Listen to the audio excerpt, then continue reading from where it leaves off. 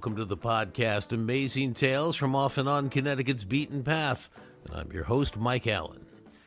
This week, the largest rock concert ever, Watkins Glen Raceway in upstate New York. 600,000 people, an absolutely unbelievable sight. Well, our guest today, John Ramsey, is a major figure in Connecticut radio. He's general manager of WWUH in Hartford, station manager at WAPJ in Torrington, and chief engineer for WTIC in Hartford, just to name a few of the hats he wears. Now, when he was just 18 years old, John ran a pirate radio station with a few of his Connecticut buddies at this major rock concert. And just wait until you hear this story. And oh yes, your host, me, was one of the 600,000 people at the concert. So the two of us are going to be along in a moment to relive that experience from 50 years ago. This week's trivia question: the claim is that the first Christmas tree in the United States was in this Connecticut town. What town was it? Well, stick around after the main program for the answer, because then you'll know the topic for next week's show.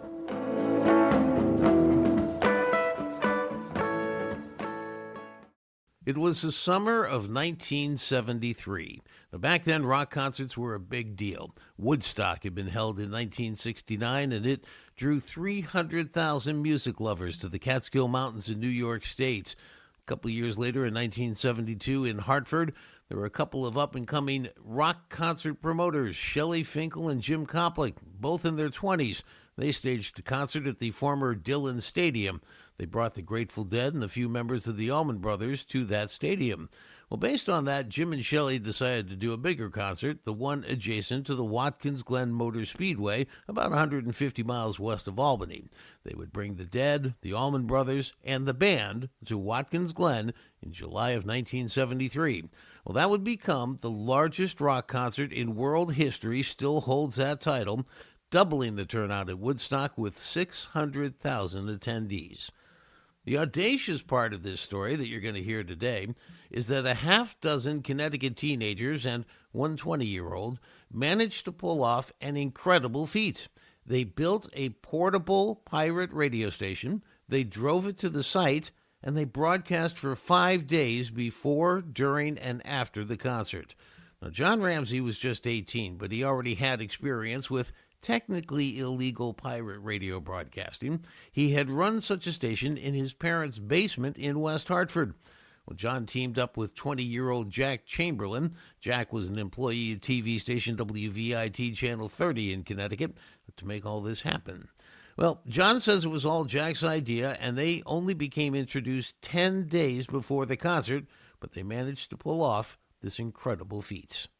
So, John, you and I are coming from really the same basic age group. You graduated, I think, in 73. I graduated in 72. We were both there at Watkins Glen, and we were both too young to go to Woodstock. So I'm going to enjoy this conversation because we have a lot in common, except that I went as an attendee, listening to music and having a good time. You went in a completely different way with a pirate radio station, and I just can't wait to talk about this. Now, I briefly introduced you as somebody who had a pirate radio station in your parents' home in West Hartford as a child, or at least a teenager.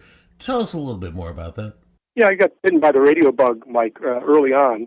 My dad had given me a little transistor radio to build, and I discovered broadcasting in the mid-'60s, radio stations, and that's during the Beatles revolution and the height of top 40 radio. So I really fell in love with radio broadcasting, and ended up building a little kit to make myself a hobby broadcaster so I could broadcast around the house, and that kind of evolved in bigger and bigger transmitters, and I had a station that played a lot of rock and jazz music, different forms of music that weren't very prevalent back in the Hartford area back in the late 60s, early 70s. So WYBS was doing that in your parents' basement, and you had a 40-watt FM transmitter, which will be key to this story going forward because you needed that at Watkins Glen to actually broadcast. Now, the amazing part to me, there's so many amazing parts to this story of what you did, but one of them is that you're 18 years old. Jack Chamberlain is 20.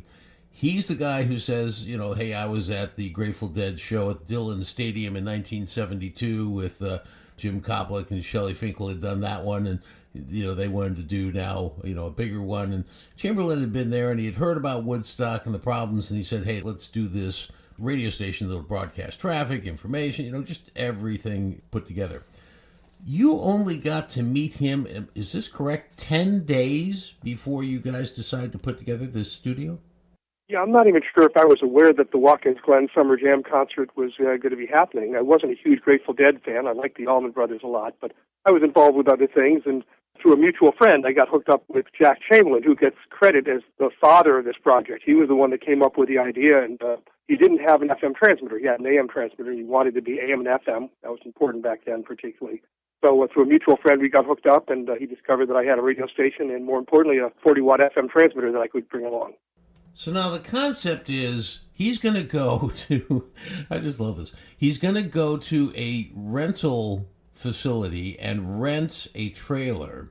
And actually, as I understand your story, he actually had to lie and say, yeah, I'm going upstate to do some fishing with my dad or something like that. But no, I won't be going to this concert with this thing. And with his long hair at the time, the rental guy was a little suspicious that he was taking it for that purpose. And it turns out he did take it for that purpose. We'll come back to that later. But then, you guys had just a little bit of time to actually retrofit this trailer. Tell us what you did to it. Well, 10 days gave us enough time to modify the trailer. We took out a bunch of the, carefully took out a lot of the bunks and the refrigerator and some of the kitchen stuff so we could put a portable radio studio in there along with our AM and FM transmitters so we could broadcast from the concert. What kind of equipment? I mean, you had the transmitters. What else did you have to put in there? 2 turntables and some tape decks and a mixing console and amplifiers, and we had to bring along antennas and the transmitters themselves. So it was fairly full. And then record albums, of course. This is well before CDs or digital music, so we had to bring enough LPs. The idea was to broadcast before and after the concert our own programming, featuring often the band, the Grateful Dead and the Allman Brothers, the 3 bands that were going to be there. But we were also hoping to bring the concert to the people that got stuck in traffic because we had a feeling this was going to be like as big as Woodstock and that a lot of people wouldn't be within the range of the sound system on stage. So that is what we ended up doing.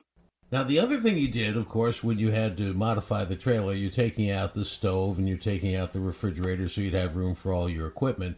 But you suddenly realized at the last minute, hey, guys, we're going to need some food here for the week. So you put together $110, you scraped together some money with your friends, and somebody went out and bought some supplies. What did they buy? Well, we didn't, it was surprising that we didn't think of that until the last minute. But the night before we left, we sent somebody out to get the supplies with our cash that we scraped together. And then we get up to the site, 12, 18 hours later, and it's time for a meal. And we realize that we've spent the money on 10 cases of SpaghettiOs, which we had no way to heat because we'd taken the stove out, and about 8 or 10 cartons of our cases of Budweiser, which we had no way to cool because we'd taken the refrigerator out. So we thought we were going to be kind of stuck that way, but we ended up making friends with the local police. The state police had a mounted regiment there right adjacent to the press area. And in return for our doing traffic reports, using their helicopter pilot to do traffic reports, because they did close down the New York State Thruway. It was closed for 40 miles. In return for that, all of us got fed by the state police in their commissary. And to this day, it's some of the best food I ever had. Love it. This was a pretty high-risk venture. You're going to, what you didn't know at the time was going to be the largest group of people ever assembled in the United States and the largest rock concert ever. But nevertheless, you didn't have a license to be operating a radio station from the site. So you picked the call letter CFR and explain the background on that. Right. Well, American call letters start with either W or K, and Canadian call letters start with C, coincidentally. And we thought, slightly naively, that Watkins Glen was in upstate New York, so therefore it must be near the Canadian border. And, of course, it's not particularly near the Canadian border. But we were going to pretend that we were a Canadian broadcast station doing a live remote broadcast over the border, which would have been more palatable to the FCC should they discover it. So we were CFR, and that stood for Concert Free Radio. It turned out the FCC wasn't there or they didn't care, and the size of the crowd, I think, made it almost impossible. Even if the FCC was aware of us, they wouldn't have been able to get in because the roads were all closed. It's amazing to think about with 650,000 people there, 1 out of every 300 Americans were at Watkins Glen that weekend. Which is just, it is a phenomenal statistic. Now, let's talk about you getting there, right? So you've modified the trailer. You're going to head up there. You leave plenty early because that was a smart thing to do. We knew there was going to be a lot of traffic. And you had a 4-vehicle caravan, a Jeep, a Blazer, a trailer, and we won't go into the Winnebago story so much, but you drive up there and you get within about 10 miles of the site and traffic stops. What happened next? Well, we thought we were done. Luckily, Jack had press credentials from the TV station that he worked at, so he and Mike went ahead and walked up the front, and 30 minutes later, we see a state trooper coming down in the opposite direction because nobody was leaving Watkins Glen at that point, on the other side of the road. And Jack and Mike were with him, and Jack and Mike talked the state troopers into giving us an escort because we were a media organization. So we got escorted on the other side of the yellow line against traffic, if you will, all the way into the campground. So now when you get there, not only did you get this VIP treatment, but it turns out you're the first one at the press site, right? We took up all the outlets, and it was an amazing sight that morning when we got there 2 days before the show officially started, seeing a huge open field with a giant stage and a giant sound system, and then a fence with literally 150 or 200,000 people on the other side of it, and then porta potties on our side lined up as far as you could see. The surrealness of that site, having been there, I can absolutely vouch for it.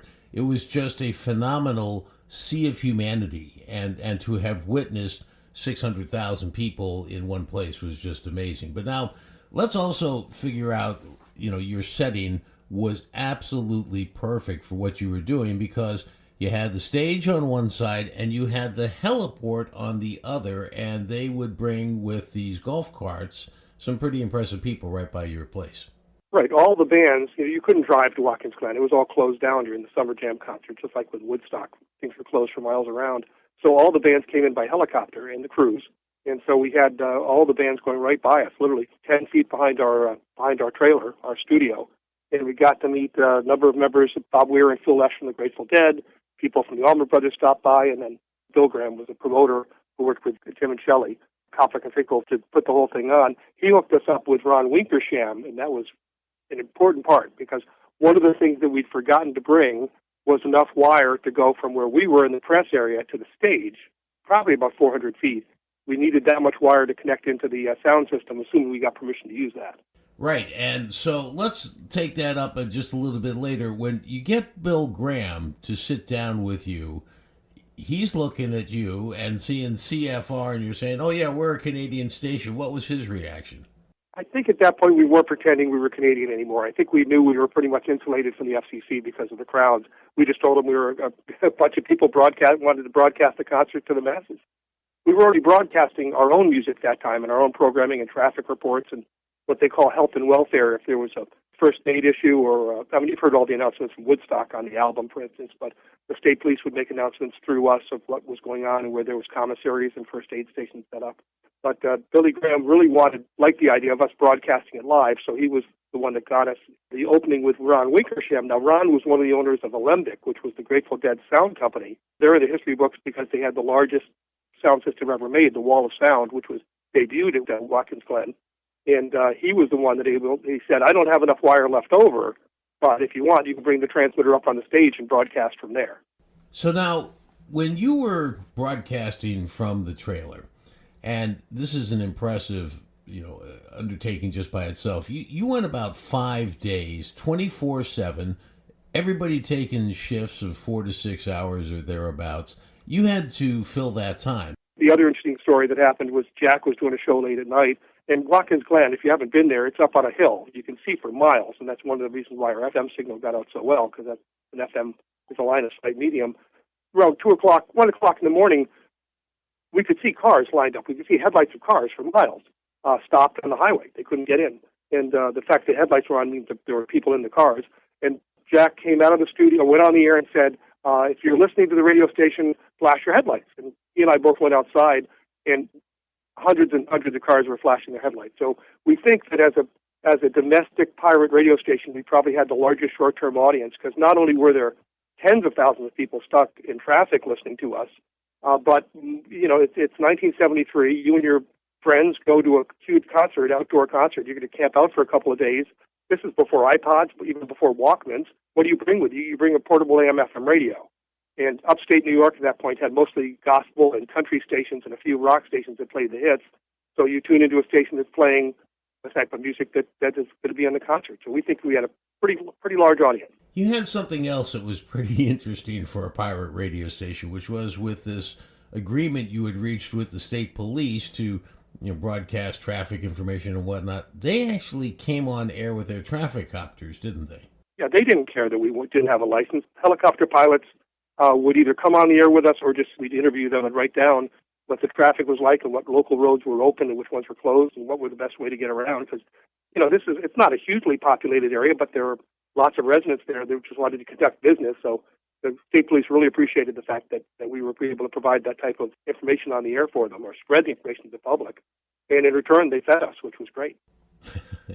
Now, the other thing I want to run by here is go back to this story that you've started to tell a couple times, which is just phenomenal that you had been introduced to this sound man from the Grateful Dead's group that was providing this, as you say, revolutionary sound system that was debuted there at Watkins Glen.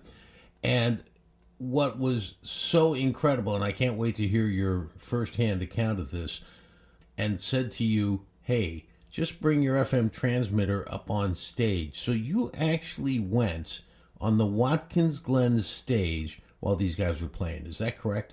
It was a great idea, but the problem was this was a Korean War surplus 40-watt FM transmitter that was, quote-unquote, like, man-portable.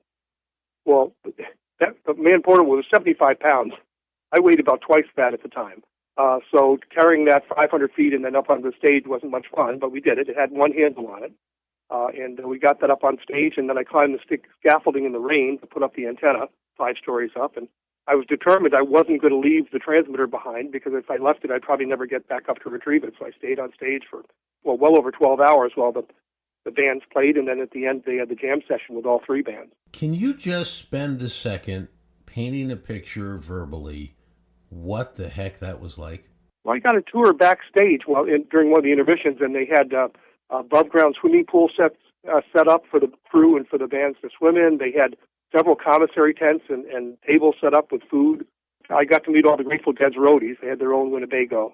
Then the show was going to start, so I went up on stage and stayed there the whole time. And it was quite a sight to be, 20 feet above the crowd looking out at over 500,000 people. Yeah, I mean, I understand that in those years you were not a real fan of crowds. What were your thoughts when you saw just so many people? In hindsight, I'm surprised I even went because I did have a bit of a fear of crowds. Not debilitating, but I wasn't comfortable in large crowds back then.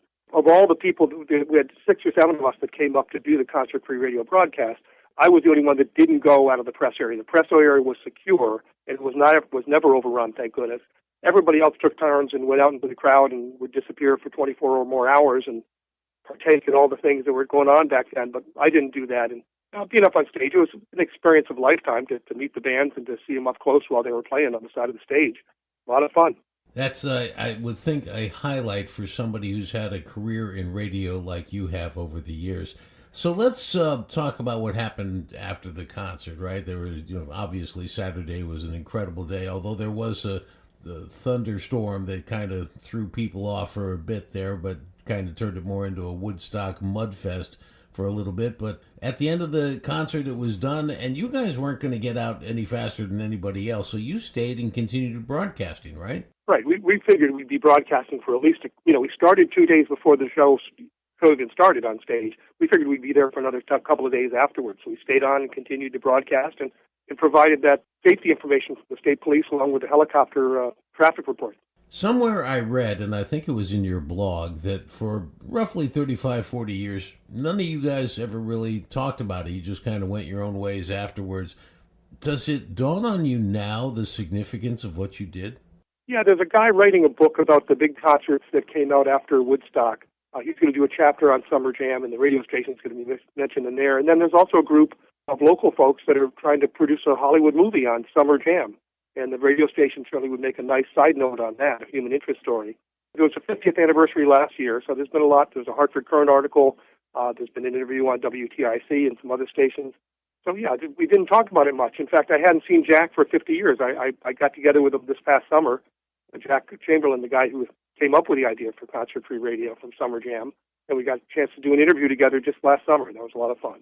So I have to ask one question that I haven't seen anywhere else, which is, what the heck happened when you returned that rental trailer to the guy who was worried you were going to take it up to the concert? Well, the only damage that we did, and that's part of the story about having warm beer and cold SpaghettiOs, is that we had inadvertently drilled a hole into the water tank, so there was no water. But we were able to fix that, and we fessed up, and we restored the trailer with that one exception back to original condition, and there was no issue after that.